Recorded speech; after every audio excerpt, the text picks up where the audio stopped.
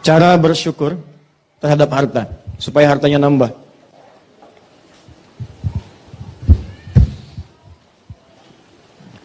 Itu saya tinggal 10 menit lagi. 1 Quran surah ke-9 ayat 103. Tahan. Sebaik-baik.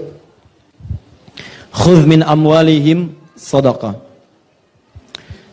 Ambillah dari sebagian harta mereka sedekah untuk satu perbuatan baik.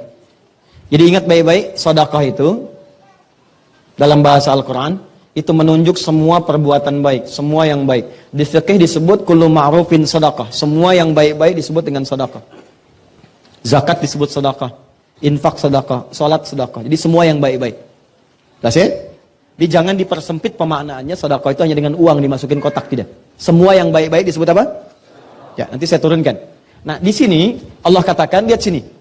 Kata Allah, ambil dari sebagian harta itu untuk sedekah, untuk mengerjakan nilai kebaikan.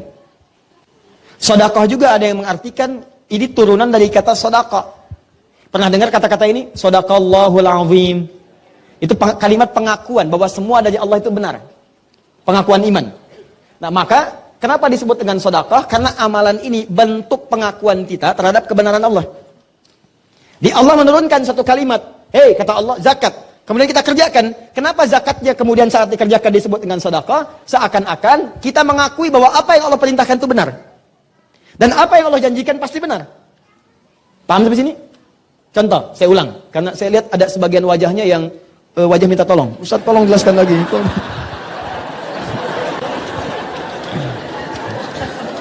Sedekah. Lihat sini. Sedekah. Pertama dipahami semua perbuatan yang baik-baik. Jelas? Jelas. Di semua jenis kebaikan disebut apa? Nama umumnya. Yang kedua, sedekah itu ada yang mengatakan berasal dari kata as-sidqu.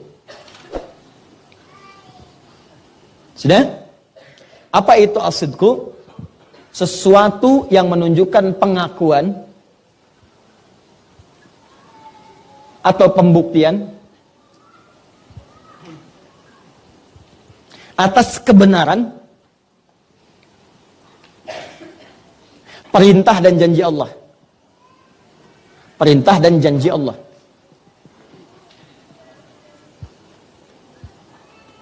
Sudah? Pengakuan atau pembuktian atas kebenaran perintah dan janji Allah Subhanahu wa taala. Aplikasinya begini, contoh. Di sini ayatnya tentang zakat terkait harta. Kata Allah, ambil dari sebagian hartamu kalau sudah mencukupi syarat dan ketentuannya untuk zakat. Kenapa zakat disebut sedekah? Karena saat zakat ini ditunaikan, pertama dia mengandung unsur kebaikan. Bukankah saat berzakat ada nilai kebaikan di situ? Ya, orang bisa dibantu, kita dapat pahala, baik kan? Yang kedua, dengan kita menunaikan zakat ini berarti kita mengakui bahwa perintah Allah ini benar. Benar, kita membenarkan perintah Allah, kita tidak melanggarnya. Jadi begitu Allah katakan, kamu zakat. Kalau Anda ingin disebut sebagai hamba yang membenarkan perintah Allah, mengakui ketentuan Allah itu benar, maka buktikan. Buktinya saya keluarkan. Begitu Anda keluarkan, kenapa disebut dengan sedekah? Saya sedang membenarkan perintah Allah Subhanahu wa taala. Seakan-akan Anda katakan, ya Allah, benar apa yang kamu sampaikan. Kalaupun saya belum paham hikmahnya, saya tetap kerjakan untuk membuktikan bahwa semua yang berasal darimu semua benar. Jelas? Yang kedua, dengan kita mengamalkan ini, kita membenarkan janji Allah. Nah, pertanyaannya, apa yang Allah janjikan lewat amalan-amalan tadi? Ternyata orang yang berzakat itu dijanjikan oleh Allah Subhanahu wa taala hartanya bukan berkurang tapi bertambah. Makanya kenapa zakat di Quran disebut sedekah? Anda diminta yakin ya untuk membenarkan janji Allah. Allah berjanji kalau kamu keluarkan saya tambah bukan saya kurangi. Makanya ketika Anda keluarkan, kenapa disebut sedekah? Khudh min amwalihim sedekah. Nah, Allah ingin meminta Anda sepanjang kemudian kekuatan diri Anda, yakinkan pada diri Anda bahwa saat mengeluarkan zakat itu Anda sedang menambah harta, bukan menguranginya. Dan benarkanlah janji Allah, karena Allah kalau sudah berjanji tidak akan pernah mengingkari. Ya, Quran surah 3 ayat 9. Innallaha la yukhliful mi'ad. Pertanyaannya, Ustadz, tahu dari mana kalau berzakat itu hartanya bertambah bukan berkurang?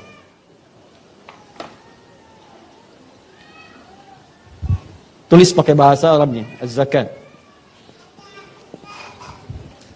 Sudah? Ustadz tahu dari mana kalau saya berzakat itu bisa nambah bukan berkurang. Pertama, dari namanya, zakat. Zakat itu punya dua arti. Satu, at-taharah.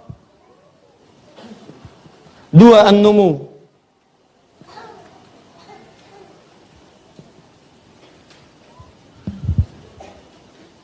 Sudah? At-taharah artinya sesuatu yang suci dari dalam dan bersih di luar. Jadi ada yang bersih luarnya saja, cuma dalamnya kotor, nggak suci. Misal, maaf ya, maaf sekali, maaf. Kita berikan contoh hewan. Hewan yang haram itu apa contohnya? Kalau hewan yang antum sebutkan tadi, misal dia dibersihkan tuh, ya. Dibersihkan, dicuci, dimandiin, disisirin, gitu kan? Misal, ya. Maaf, bersih nggak? Bersih. Suci nggak? Tidak. Maka bahasa Arabnya al-khinziru nadhifun walakinnahu ghairu tahir. Ya, khinzir, babi itu nadhifun, bersih luarnya, cuma tetap haram. Nggak suci. Sama dengan manusia misalnya, pakai dasi, pakai jas, bersih, rapi. Cuman maaf, hatinya kotor, pencuri. Ya, pakai dasi, pakai jas, datang ke masjid. Orang takbir pertama dia mundur, tas orang diambil. Ya, jadi penampilan itu hanya untuk menyesuaikan dengan tas isi laptop yang diambil. Paham? Baik, sama, datang ke kantor untuk korupsi, datang ke kantor untuk menipu, pakaiannya bagus. Nah, itu disebut dengan orang yang bersih tapi tidak suci. Bersih bahasa Arabnya nadhifun. Tapi kalau sudah suci dalamnya, bersih luarnya disebut dengan tahirun. Sifatnya disebut dengan taharah. Kata Allah, kenapa zakat disebut dengan zakat? Wa aqimus shalah wa atuz zakat. Zakat. Kenapa disebut zakat? Karena fungsi zakat yang pertama membersihkan kotoran di hati kita sehingga tidak terlampau loba dengan urusan harta. Gak diperbudak harta. Jadi kalau Anda tidak ingin diperbudak oleh harta, capek mikirin harta benda. Ngitung lagi. Padahal yang ada pun belum dipakai. Ya, kata Nabi, orang yang bisa makan di hari itu udah orang kaya. Kalau punya jatah buat besok udah kaya banget. Ini Anda ini harta itu cukup untuk 2 tahun ke depan, masih dihitung juga. Padahal hidup aja belum nyampe setahun. Kebayang nggak? Nah, jadi ada orang yang diperbudak dengan harta, ngitung. Dan yang paling bahaya adalah ketika dia sudah pelit dengan dirinya sendiri. Hartanya banyak, tapi nggak kepakai dengan diri sendiri. Sakitnya sudah parah, sudahlah obat generik aja. Wah, berobat nggak mau, itu nggak mau, tersiksa dirinya. Yang ngeliatin datang ke kebun cabai, cuman metik, hartanya ribuan triliun. Ya, meninggal di kebun. Paham? Dan banyak orang yang tidak menikmati itu. Ada orang diperbudak harta tapi tidak ada keberkahan di dalamnya. Silahkan, tiba-tiba setelah banyakin 1.900 triliun, tiba-tiba keluarganya pecah, dengan istri berpisah dan sebagainya. 25 tahun sudah menikah, ya kan? Dan seterusnya, dan tidak sedap, hidupnya nggak tenang, dibincangkan orang, masuk di media, masuk ini, masuk itu. Apa harapannya? Tidak ada. Nih, orang-orang yang berzakat itu oleh Allah dijaga dari sikap yang berlebihan terhadap harta. Diseakan-akan harta itu hanya dibuat oleh Allah mencukupi semua kebutuhannya, jadi pas. Dan orangnya juga tenang, bukan kurang. Jadi dibuat pas dia pengen ada, pas butuh ini ada, pas mau berangkat kendaraan ada, pas mau makan makanan ada. Cuma tenang, pas mau dibagi pun tenang, keluar. Jadi dia merasa harta ini bukan sesuatu yang penting dalam hidup. Dalam arti harus tergantung kepada harta, tidak. Tapi dibuat harta mengikuti irama hidupnya. Jelas? Nah, yang paling dahsyat adalah, lihat baik-baik investasinya. Kata Allah, zakat ini saat dikeluarkan bukan sekedar membuat kita loba, menghindari sifat loba terhadap harta dan menepis racun ketergantungan kepada harta. Tapi yang kedua, ini yang paling dahsyat. Ternyata itu mengembangkan harta dengan bahasa yang indah. An-numu. Numu itu jumlahnya banyak tapi manfaatnya seimbang. Kan ada yang jumlahnya banyak tapi manfaatnya nggak ada. Nambah tapi nggak kepake. Ini tidak. Begitu nambah, kepake. Nambah, ada manfaat. Kalau bukan untuk dia, untuk anaknya. Kalau bukan untuk anaknya, untuk cucunya. Kalau bukan untuk cucunya, saudaranya. Kalau bukan untuk saudaranya, tetangganya. Jadi ketika Allah tambahkan, selalu ada manfaat di dalamnya. Pernah dengar kisah Utsman bin Affan radhiyallahu taala anhu? Coba antum cek. Beliau itu hampir setiap hari asetnya nambah. Tapi kebahagiaannya itu selalu ketika beliau bisa mengeluarkan bagian dari zakatnya, bisa sholat malam tahajud sampai dengan khatam Al-Quran, dan biasa membaca Al-Quran, yang paling dahsyat setiap nambah aset selalu ada manfaatnya. Asetnya nambah, orang Yahudi menguasai sumur. Kata Utsman, saya beli aja. Begitu dibeli, bukan cuma jadi aset, tapi jadi manfaat. Semua yang haus, tinggal ngambil, nggak usah bayar lagi. Kebunnya, diambil lagi oleh Utsman. Saya beli lagi kebunnya. Semua yang pengen kurma, ngambil aja sekarang. Ngambil, nggak usah bayar. Yang lapar ambil, yang haus tinggal minum. Miliknya tetap milik Utsman. Dan ini kan terus bergerak kan nilainya. Setiap masa berganti, ini nilainya terus bergerak.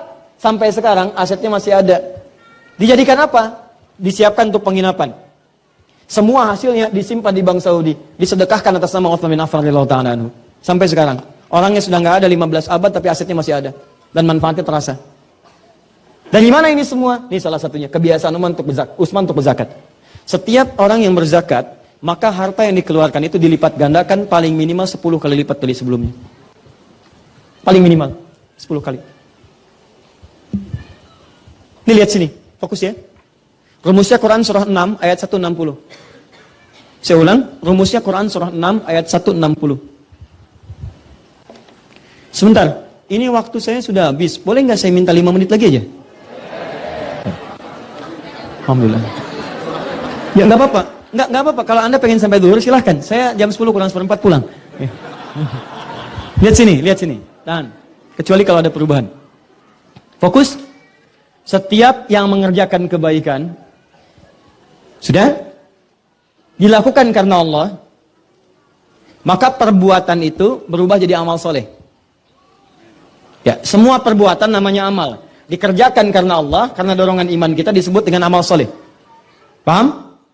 Misal, saya mau minum nih. Bukan sekedar minum itu perbuatan. Saya niatkan karena Allah, saya sebut namanya Bismillahirrahmanirrahim. Paling minimal Bismillah. Ya, kalau mau lebih jelas saya contohkan, misal Bismillah. Alhamdulillah. Jelas? Nah, saya tutup lagi. Nah, ketika saya ucapkan Bismillahirrahmanirrahim, lakukan karena Allah, maka perbuatan ini langsung berubah namanya menjadi amal soleh. Nah, saat jadi amal soleh ini, dia punya nilai. Nilainya disebut dengan hasanah namanya. Jelas? Hasanah. Hasanah ini kalau sudah punya nilai, maka oleh Allah kemudian, dia punya poin. Poinnya 10. Setiap hasanah punya 10 poinnya. Rumusnya di mana usah diketahuinya? Di Quran surah ke-6 ayat 160. Man jaa'a bil hasanati falahu asyru amsalihha. Siapa yang mengerjakan satu kebaikan punya nilai hasanah, maka dia dapat poin 10 kebaikan. 10 kali lipat dari sebelumnya. Ya, asyru amsalihha itu, asyru amsal itu 10 kali lipat, 10 kali dari yang semisalnya. Nah, sekarang ada orang mengerjakan kebaikan. Dia keluarkan dari sebagian hartanya untuk zakat. Zakat, maka zakat jadi amal soleh. Jelas ya? Ketika zakat jadi amal soleh, maka dia punya nilai namanya hasanah. Ketika dia jadi hasanah, maka Allah berjanji setiap perbuatan hasanah dilipat gandakan 10 kebaikan. Ingat, semua yang jadi hasanah dilipat gandakan. Kalau Anda sholat, Anda jadi hasanah.